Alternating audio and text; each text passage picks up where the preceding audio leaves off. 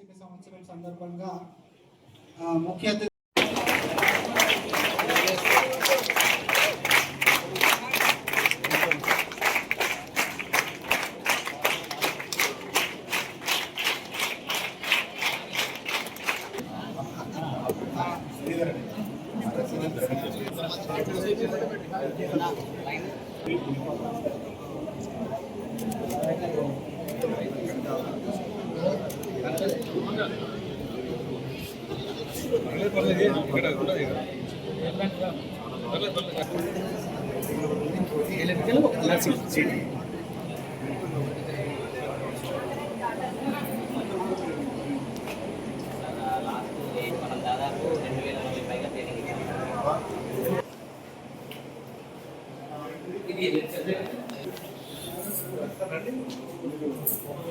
లోపల రండి సార్, మీరు లోపల రండి, వచ్చే వాళ్ళు వచ్చండి, లోపల రండి. అంటే మనం ఎక్కువ కూడా 70% ల్యాబ్ ప్రారంభిస్తాం, 30% థియరీ ల్యాబ్ కూడా ఎక్కువ చేస్తాం. సో ఇది ఏంటంటే వర్క్ బోర్డ్స్ దీనికి మనకి స్నైడర్ ఇండియా ఫౌండేషన్ వాళ్ళు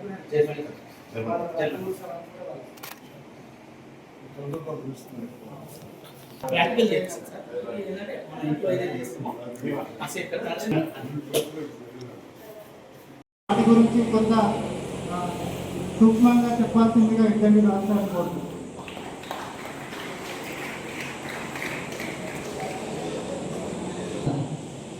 పెద్దలు మాజీ కేంద్ర మంత్రి శ్రీ చెన్నమనేని విజయసాయి గారు, ప్రాంతాధికారులు శ్రీ లింగం, ఈ యొక్క ప్రాంత ఎమ్మెల్యే గారు గౌరవనీయులు శ్రీ సంజయ్ కుమార్ గారికి, ప్రస్తుతం రెండవ విచ్చేసినటువంటి గౌరవనీయులు గారిని వేదిక మీదకి రావాల్సిందిగా కోరుతున్నాం. అదే విజయ్ కుమార్ సార్ని కూడా వేదిక మీదకి రావాల్సిందిగా కోరుతున్నాం. సో అదేవిధంగా లింగం శ్రీధర్ ఆర్ఎస్ఎస్ ప్రచారక్ గారు కూడా రావాల్సిందిగా కోరుతున్నాం. చూడండి ఒకసారి సార్ నిలబడండి. తీసుకోవాలి. అలాగే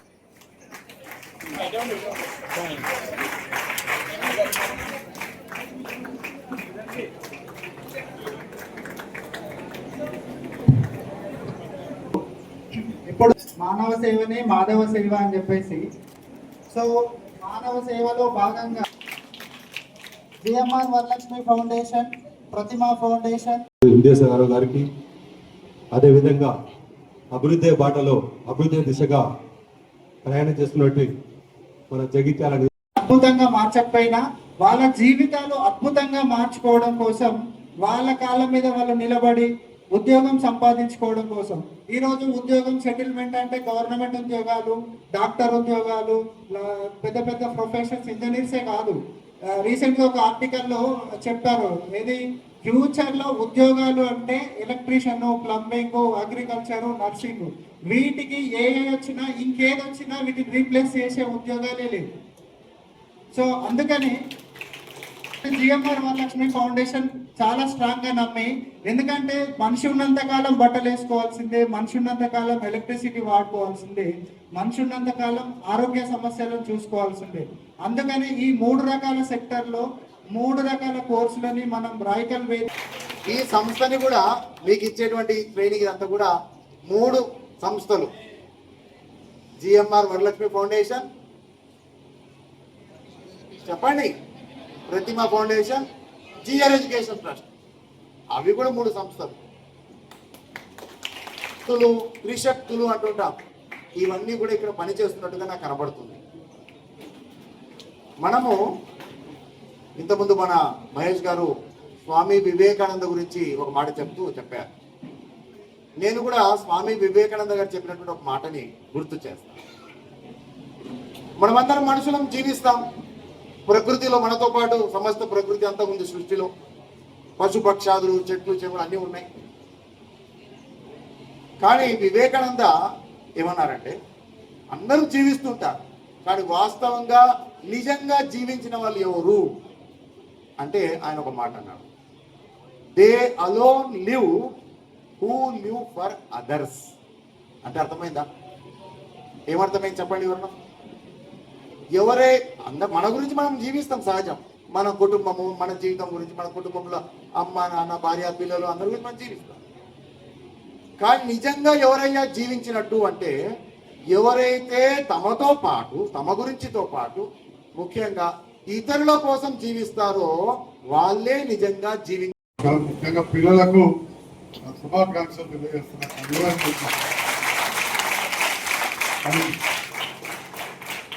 మరి బెస్ట్ విషెస్ టు ఆల్. చాలా సార్లు కూడా ఈ సంస్థకు రావడం జరిగింది. మరి ఇక్కడ చాలా మంది యువత ఉన్నారు, పెద్దలు శ్రీధర్జీ ఉన్నారు, ఇక్కడ నాయకులు కూడా మండలానికి చెందిన దాదాపు ముఖ్య నాయకులు అందరూ ఉన్నారు. డాక్టర్ ఆర్రెడ్డి గారి నుంచి మొదలుపెడితే ఇక్కడ యువ నాయకుల వరకు పెద్దలు విద్యాసాగర్ గారిని అందరూ సహకరించి అని చెప్పి పిలుస్తూ ఉంటారు.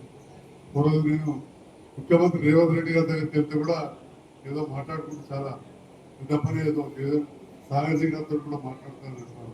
అంటే వారంటే సమాజంలో ప్రతి వారికి కూడా అంటే మీ అందరికీ తెలుసు ఆ రకంగా ఒక గొప్ప గౌరవం ఉందని చెప్పి ఈ సందర్భంలో అందరి ఎంతో మంది రాజకీయ నాయకులు ఉంటారు, అందరికీ ఆ గౌరవం రాదు.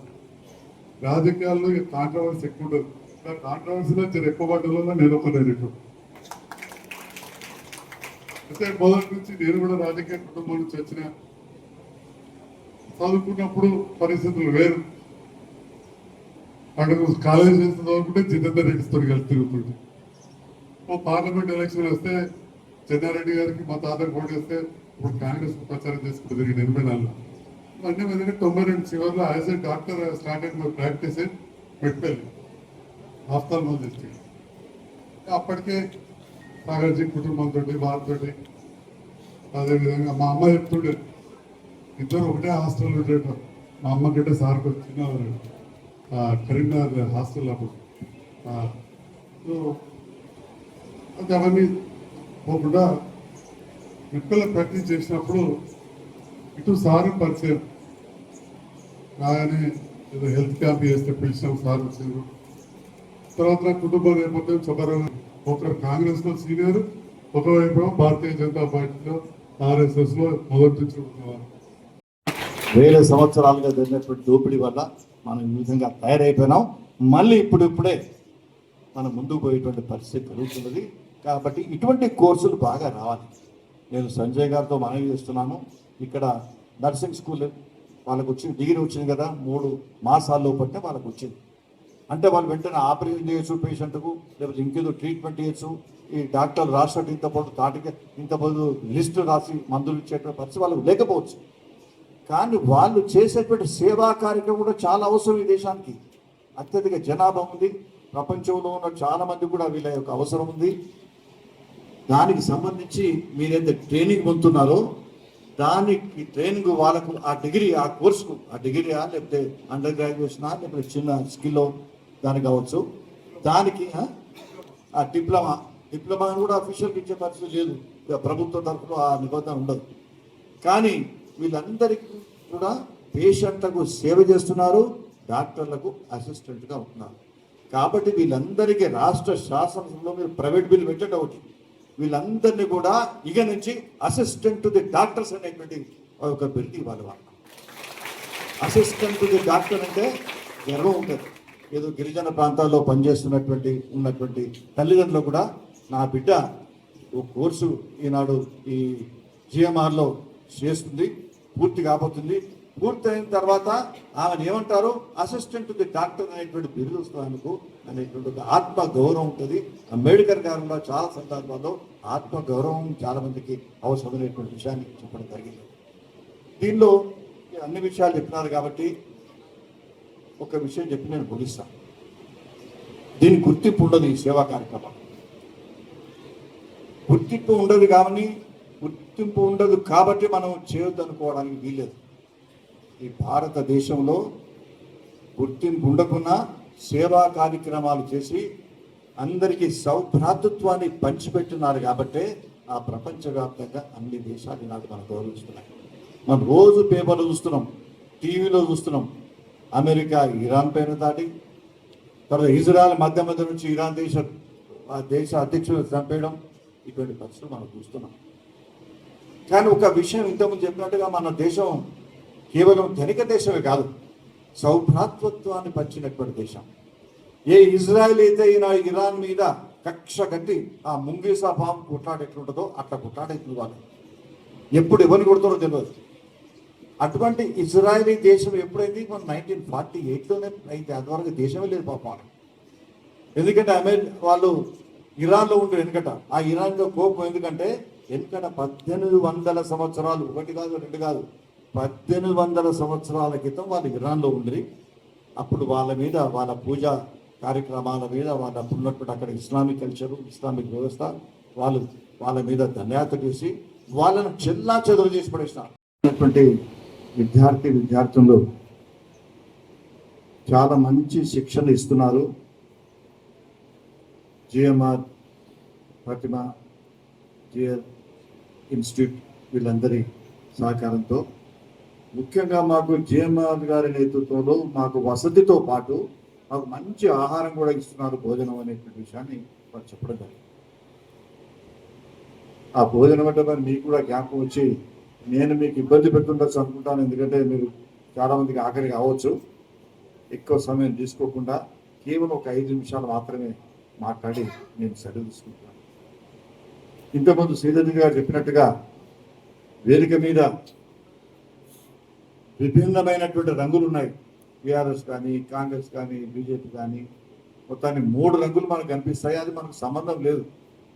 ఈ సేవా కార్యక్రమాలు చేస్తున్నటువంటి వాళ్ళకి కానీ, మీకు కానీ అది ప్రత్యేకంగా సంబంధం, పరోక్షంగా తప్పకుండా మనకు కావాలి. ప్రభుత్వాలు కావాలి. ప్రజాస్వామ్యంలో ప్రజాస్వామ్యబద్ధంగా అందరూ ప్రజాప్రతినిధులు ఉండాలి. వాళ్ళు బాగా సేవలు చేయాలి. అయినప్పటికీ ఈ వేదిక పైన ఏ విధంగానైతే 3 రకాలు ఉన్నాయో దాన్ని చూస్తే నాకు మన త్రివర్ణ పతాకాన్ని కూడా 3 రంగులు ఉంటాయి. 3 రంగుల త్రివర్ణ పతాకం ఏ విధంగా రెపరెపలాడుతుందో ఈ వేదిక కూడా ఆ విధంగానే రెపరెపలాడినట్టుగా అనిపిస్తుంది. ఎందుకంటే మన ఎమ్మెల్యే గారు చాలా దయతో వెంటనే ఇక్కడ కావాల్సినటువంటి మహిళలకు వారి శిక్షణ ఇక్కడ ఉన్నా కూడా వసతి లేదు, ఆ వసతి కల్పించడానికి 30 లక్షల రూపాయలు ఇస్తామనడం చాలా గొప్ప విషయం. అదేవిధంగా దామోదరరావు ఎంపీ గారు చాలా ఆలస్యంగా అడిగినా, వాళ్ళ దగ్గర చాలా డబ్బు ఉండే, అయినా కూడా వారు వెంటనే ఒక 35 లక్షల రూపాయలు వారి కాంపౌండ్ వాళ్ళందరూ కూడా దానికి కట్టడానికి ఇవ్వడం జరిగింది. మన మున్సిపల్ చైర్పర్సన్ గారు వారు స్వయంగా శ్రద్ధ తీసుకొని వెంటనే కాంపౌండ్ వాళ్ళు కట్టించినట్టు అవుతే అందరికీ నమ్మకం ఉంటుంది. ఆ పెద్ద మనిషి ఇప్పుడే చెప్పాడు, ఇక్కడ ఎంకరేజ్ కాలేదు, అక్కడ ఎంకరేజ్ కాదు. ఆ ఉదయంలో భయం ఉన్నది, ఎక్కడో ఎవడో చేయబెడతాడు దీని మీద అనేటువంటి భయం పాపం బాగా ఉంది. ఆ భయపడాల్సిన అవసరం లేదు కనుక ఇక్కడ కాంపౌండ్ వాళ్ళు బాగా ఉంటుంది. ఈనాటి కార్యక్రమంలో ముఖ్యంగా శ్రీధర్ గారు చెప్పినట్టుగా ఆ ఫ్యాన్కు సంబంధించి పేరు చెప్పినారు. ఆయన పేరు అందరికి కనపడాలని ఫ్యాన్ ఆగుతుంది, ఎప్పటికైనా ఆగుతుంది. అందరికి దీన్ని చూసి ఈ పేరు కానీ ఒకవేళ ఫ్యాన్ ఆగినా ఆయన పేరు చూసినా ఆ చూసినంతసేపే తర్వాత మర్చిపోతారు అందరు. మన ఫ్యాన్ కాదు అసలు తిరగాలి, ఆయన పేరు కనపడద్దు, వాళ్ళకి తిరుగుతున్నారు. ఈనాడు మన భారతదేశంలో ప్రపంచంలోనే అత్యధిక జనాభా ఉన్న దేశం మన భారతదేశం. అత్యధిక జనాభా ఉన్నటువంటి మన భారతదేశ ప్రజల్లో చాలా సంస్కృతి పరంపర ఉంది.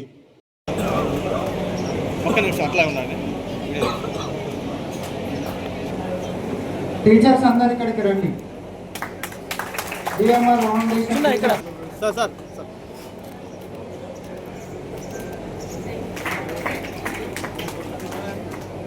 అమ్మా చెప్పండి.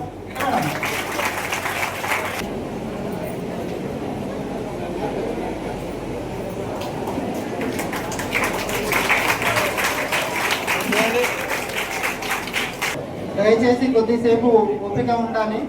సర్టిఫికేషన్ డిస్ట్రిబ్యూషన్ ఉంటుంది.